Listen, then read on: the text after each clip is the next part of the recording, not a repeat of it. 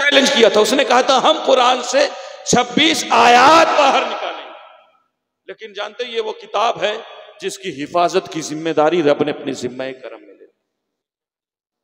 जानते हो चला था कुरान से 26 आयात बाहर निकालने, लेकिन कुरान से 26 आयात तो बाहर नहीं निकली, अलबत्ता वो अपनी कम्युनिटी के बाहर निकल गया। और जानते हो जिनकी गोद में जाकर के वो बैठा ना, आज उन्होंने भी उसे जूते मार के किनारे कर दिया है। बात ये नहीं, कोई उसका पूछने वाला नहीं है। और मैं एक बात बता दूं, कुरान की 26 आयत तो दूर की बात है, बल्कि कुरान की एक आयत और उस एक आयत का एक लफ्ज और उस एक लफ्ज का एक हर्फ और उस हर्फ के नीचे लगने वाले नुक्ते को आप खत्म नहीं कर सकते। क्यों? क्योंकि अभी जानते हो, अभी हाल ही में 3-4 महीने पहले स्वीडन में कुरान जलाया गया। दुनिया की किसी किताब के हवाले से इतनी ज्यादा तहरीकें नहीं चलती जितना कुरान के खिलाफ मंसूबे बन रहे हैं। जानते हो स्वीडन में कुरान जलाया गया। मैंने कहा यार कुरान से इतना खौफ क्यों, इतना डर क्यों? हालांकि हमारी उम्मत का ज्यादातर तबका तो कुरान पढ़ता ही नहीं, और अगर पढ़ता भी है तो उसमें रेस करता है कि मुझे एक खत्म करना है, दूसरा कहेगा नहीं मुझे 2 करना। मैं इसीलिए कहा करता हूं मुस्तफा के गुलामों, हर लफ्ज को सीनों में बसा लो तो बने बात, हर लफ्ज को सीनों में बसा लो तो बने बात। अरे ताकों पे सजाने को ये कुरान नहीं, लारैब किताब है, बेऐब किताब है। मैं कहना चाहूंगा कुरान के 26 आयत तो दूर की बात है, बल्कि कुरान की एक आयत और उस एक आयत का एक लफ्ज और उस एक लफ्ज का एक हर्फ और उस हर्फ के नीचे लगने वाले नुक्ते को खत्म नहीं कर सकते हो। क्यों? क्योंकि ये वो किताब है जो सिर्फ वर्क़ों में महफूज नहीं है, बल्कि ये वो मुकद्दस किताब है जो मुसलमानों के सीनों में महफूज है।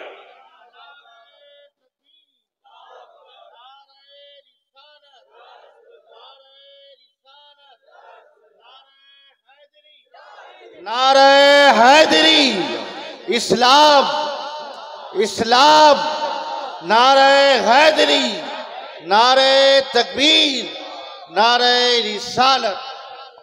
इसीलिए मैं कहा करता हूं है कौले खुदा कौले मोहम्मद, फरमान न बदला जाएगा, बदलेगा जमाना लाख मगर कुरान न बदला जाएगा। लारैब किताब है, बेऐब किताब है। और मैं एक बात और बता दूं, सुनना चाह रहे हैं कुरान पर? खत्म कर दूं, सलाम पढ़ूं?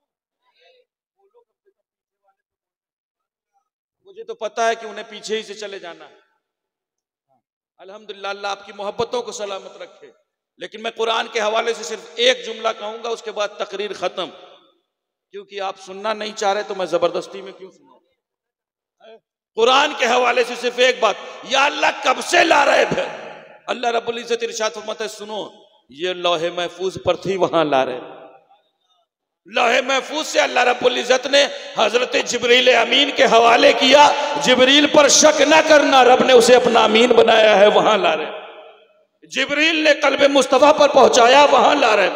कल्बे मुस्तफा से निकल करके ज़बाने मुस्तफा पर पहुंचा, वहां लारैब। और ज़बाने मुस्तफा से निकल करके सहाबा के कानों से टकराया, वहां लारैब। लारैब किताब है, बेऐब किताब है। और मैं एक बात और बता दूं, आसमानी किताबें कितनी है? कुछ सवाल आपके लिए, पीछे वाले बोले कितनी है? 4 है ना? कौन कौन? तौरेत, जबूर, इंजील और कुरान। लेकिन मैं एक बात बता दूं, उन तीनों किताबों और कुरान के दरमियान तुर्रे इम्तियाज यह है कि वो सारी किताबें जो आई हैं ना, वो किताब की शक्ल में आई। बहुत अहम बात कहना चाह रहा हूं और खास तवज्जे का मुल्तजी हूं। सैकड़ों सफ़े पढ़ो तब 10 मिनट के लिए इस लायक तकरीर तैयार होती है। मैं आपके सामने एकदम छान करके पेश कर रहा हूं, क्योंकि अब छना हुआ मजमा भी बचा है, लिहाजा छनी हुई बातें सुने आप। जानते हैं उन तीनों किताबों और कुरान के दरमियान तुर्रे इम्तियाज यह है कि वो सारी किताबें जो नाजिल हुई हैं वो किताब की शक्ल में, किताब की शक्ल में। यानी रब ने इरशाद फरमाया, मूसा आपको हेतूर पर आए, मैं आपको तौरेत अता करूंगा। ईसा आप अपने माबद खाने में पहुंचे, मैं आपको इंजील अता करूंगा। दाऊद आप अपने इबादत खाने में पहुंचे, मैं आपको जबूर अता करूंगा। लेकिन कुरान किताब की शक्ल में नहीं आया, बल्कि धीरे धीरे कल्ब मुस्तफा पर नाज़िल। कभी किसी पारे का कुछ हिस्सा आया, कभी कोई सूरह आई, कभी कोई आयत आई, वो सारी किताबें जमा होकर के आई और आकर के जमाने में बिखर गई, लेकिन कुरान बिखर करके कल्ब मुस्तफा पर जमा हुआ। कुरान धीरे धीरे कल्ब मुस्तफा पर जमा हुआ। वो सारी किताबें आई जमा हो करके और जमाने में बिखर गई, लेकिन कुरान कल्ब मुस्तफा पर ऐसा जमा हो गया कि अब कयामत तो आ सकती है लेकिन कुरान नहीं बिखर। सुभान अल्लाह, सुभान अल्लाह। कुरान क्यों नहीं बिखर सकता? कुरान इसलिए नहीं बिखर सकता क्योंकि कुरान का साथी रब ने अहले बैत मुस्तफा को बना रखा है। अरे जमाने वालों सुनो, सुबह कयामत तक रसूल का खानदान रहेगा और सुबह कयामत तक ये कुरान। और इसी बात पर मैं एक बात और बता दूं, आखिरी बात सुनेंगे, है? बहुत अहम बात। उलमा फरमाते हैं, बात मेरी नहीं है, उलमा फरमाते हैं कि अल्लाह रब्बुल इज्जत ने हजरत आदम अलैहिस्सलाम, कौन है ये? सारी मेहनत हमारी, जानते हो, मुझे पता है कि मकान में बोलते हो तो बेमौसम बारिश हो जाती है बात या नहीं? और हुकूमत भी ऐसी है जिससे आपकी कम आपकी घरवाली की ज्यादा फिक्र है। हालात इतने खराब है ना, मुस्तफा के गुलामों सुनो, हालात ऐसे खराब हैं जिसे इस्तिंजा करने की तमीज नहीं, वो हमें जिंदगी गुजारने का सलीका बता। बेशक बेशक, हक है, हक। जो खुद की घरवाली को नहीं रख पा रहा उसे मुसलमानों की घरवाली की फिक्र हो रही। मैं कहना चाहूंगा मुस्तफा के गुलामों सुनो, हमें जिंदगी गुजारने का सलीका किसी दुनियादार से नहीं लेना है, बल्कि हमें जिंदगी गुजारने का सलीका मदीने के ताजदार से। बेशक बेशक। नारे तकबीर, नारे रिसालत, नारे हैदरी, नारे हैदरी। इस्लाम, इस्लाम, हुजूर फैजाने मिल्लत, हुजूर फैजाने मिल्लत। नारे तकबीर, नारे रिसालत। और मैं एक बात और कहना चाहता हूं, सुनो, मुसलमानों की घरवाली की फिक्र छोड़ दो, तुम खुद की घरवाली को रख लो, तुम्हारे लिए बस यही काफी। हक है, जमाने के तानों से बच जाओगे। और मैं एक बात और बताना चाहता हूं, सुनो, स्टेज ये जिम्मेदार स्टेज है, बड़ी जिम्मेदारी के साथ कहना चाह रहा हूं हमारा यंगस्टर सुने। आज हालात बहुत खराब हो गए, जानते हो, जमाना, एक दौर था, हमारे बड़े मौजूद, इनसे पूछें, एक दौर था जब किसी के बारे में मशहूर हो जाता था कि यार ये मन की बात करता है। जब किसी के बारे में मशहूर होता था ये मन की बात करता है तो लोग उसे साइड कर देते थे। जमाना उसे दीवाना कहता था, क्यों? क्योंकि वो मन की बात करता है। यार ये मन की बात करता है, इससे क्या बातें करोगे, ये मन की बात करेगा। लेकिन हमने देखा है जमाने ने ऐसा करवट बदली है, दुनिया ने अपना ऐसा रंग बदला है कि भक्तों का ऐसा टोला आबाद हुआ है कि आज मन की बात सुनने के लिए महीनों रेडियो पर इंतजार करते। मैं इस जिम्मेदार स्टेज पर बैठ करके मन की बात नहीं करूंगा, बल्कि सुल्ताने ज़मन की बात। अल्हम्दुलिल्लाह सुम्मा अल्हम्दुलिल्लाह। अब जो मैं बातें कहना चाह रहा हूं, सुनना चाह रहे हैं, कुरान पर बयान है। जानते उलमा फरमाते हैं, खैर देखो ये इंडिकेटर है कि तकरीर खत्म कर दो। हमारे नजीर साहब आ गए हैं। हाँ, मौलाना नजीर साहब, अल्लाह इनको सलामत रखे, इनकी मेहनतों को, इनकी मोहब्बत भरी दावत पर और आपकी चाहत पर मैंने लब्बैक। अभी ये आ गई ये इंडिकेटर कि हजरत अब खत्म। आखिरी बात कह दूं, सुनना चाह रहे हैं? उलमा फरमाते हैं कि अल्लाह, ये कुरान कब से लारैब है, उलमा फरमाते हैं कि अल्लाह रब्बुल इज्जत ने हजरत आदम अलैहिस्सलाम की तख्लीक से 50,000 साल पहले कुरान लिखा। कितने साल पहले बोलो? आदम कौन है? हजरत आदम कौन है? हम सब के बाप। रिश्ता है ना हमारा, क्या रिश्ता है? हम सब के बाप है, नस्ल इंसानियत के बाप हैं हजरत आदम, और आमद के एतबार से पहले नबी हैं।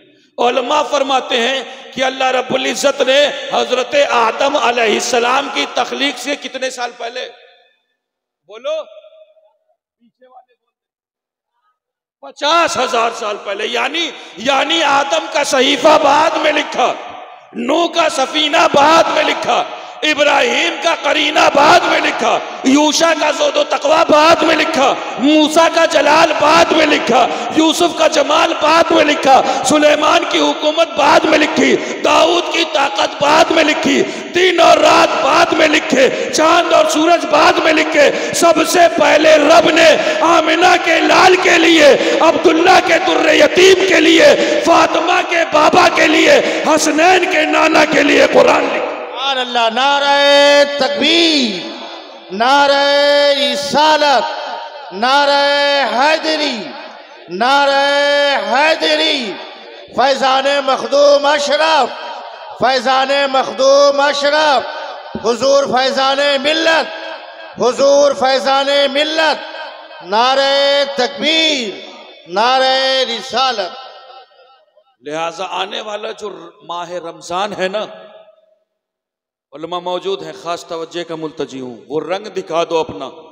उसकी जिस किताब की बरकत और रहमत और नेमत हम बारहा देखा करते हैं ना, उस किताब पर की तिलावत करने की अल्लाह रब्बुल इज़्ज़त हम सबको तौफीक अता फरमाए। और मैं इस जलसे से एक आखिरी मैसेज अपनी माओ बहनों के लिए कहना चाहता हूँ। सुनो, हालात बहुत खराब हो गए। आज हमसे कहा जाता है यार इस्लाम में तो बहुत बैन है, इस्लाम में बहुत सी कंडीशंस लगी हुई हैं, बहुत सी शर्तें हैं, हम अपनी आवाजें पस्त रखें, हम बेहिजाब ना जाएं, कहते हैं नहीं। मैं अपनी माओ बहनों से कहूंगा, सुनो, इस जलसे में आए हो, जिम्मेदार स्टेज पर बैठ कर के जिम्मेदारी के साथ कहना चाहूंगा कि आज जो तुम्हें नया रंग चढ़ा है, खुदारा सुनो, जो इज्जत इस्लाम के दामन में औरतों को मिली है, दुनिया के किसी मजहब और कल्चर में वो इज्जत नहीं मिली। अरे माशरा तो वो था कि जहां औरत पैदा होती थी उसे जिंदा दफन कर दिया जाता था। माशरा और समाज तो वो था कि जहां बाप के मरने के बाद लोग मां को ले जा करके मंडियों में बेच दिया करते थे। लेकिन खुदारा, खुदा की कसम, जो इज्जत तुम्हें दामन इस्लाम में मिलेगी दुनिया के किसी मजहब और कल्चर में नहीं। हमारी माए बहनें सुने। और रही बात हिजाब की, रही बात पर्दे की, तो एक बात और बता दूं, आपको समझाने के लिए सिर्फ कहे जाता हूं। आपके पास मोबाइल है? डरो मत, लूंगा नहीं। घबरा रहे हो जैसे लग रहा है। यहां सवाल कुछ नहीं है आपसे, बस तवज्जो से सुने और बातों को अपने सीने की तख्ती पर नोट करके जाए। मोबाइल है ना? अच्छा, मोबाइल कभी खरीदा या कहीं हुनर दिखाया? खरीद के लिया या किसी मार्केट में हुनर से हासिल कर लिया? खरीदा है ना? अच्छा, मोबाइल खरीदते हो तो क्या खरीदते हो? मोबाइल के साथ सिम खरीदते हो, और क्या खरीदते हो? बोलो। चार्जर, और पीछे वाले बोले कवर। देखो, मैंने भी कहा था कि मैं भी बहुत जिद्दी हूं, कुछ बातें ऐसी करूंगा जिस पर आप बोलने पर मजबूर हो जाएंगे। अभी तक तो बातें इधर उधर की थी, अब आपके शौक की हो गई है ना। फौरन जवाब मिलने लगा, क्या खरीदते हो? अच्छा, अगर कवर ना खरीदो तो क्या मोबाइल नहीं चलेगा? लेकिन मैं एक बात बता दूं, अगर कवर ना लगा हो तो धड़कन बढ़ी रहती है। बात ये नहीं, धड़कन अगर दोस्त को भी दोगे ना तो फौरन कहोगे यार कवर नहीं है, थोड़ा हिसाब से है। बात ये नहीं, थोड़ा ख्याल से। क्यों? क्योंकि पता है कि अगर हाथ से स्लिप हुआ तो अभी दोस्ती दुश्मनी में बदल जाएगी। है बात ये नहीं, फौरन अभी हो जाएगा काम तमाम। अच्छा, अगर कवर ना लगा हो तो फिर क्या खतरा है? गिरेगा तो टूट जाएगा। अच्छा, अगर मोबाइल गिर के टूट गया तो क्या होगा ज्यादा से ज्यादा? अरे अल्लाह पैसा देगा तो फिर खरीद लोगे, है ना। लाख, 1.5 लाख, 20-25 हजार के मोबाइल की क्या हैसियत?